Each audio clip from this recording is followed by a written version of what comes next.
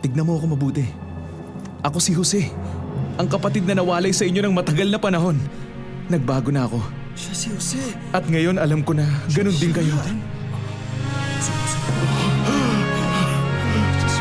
Si Jose! Ikaw nga! Jose! Jose!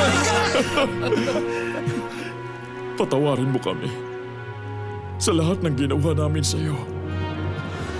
Patawarin mo kami. Patawarin mo kami, Jose. Wow! Nagkaayos na rin silang lahat! Natupad na pangarap. Napatawad ko na kayong lahat. Ginawan niyo ako ng masama. Pero may dahilan ng Diyos kaya nangyari yun. Isinugo ako ng Panginoong Diyos dito para maraming buhay ang maligtas. Bumalik kayo kay Ama. Sabihin niyong ang Diyos ay ginawa ang anak niyang gobernador ng Ehipto. Siya at ang buo nating pamilya ay lilipat na dito, kung saan ako na ang bahala sa inyo.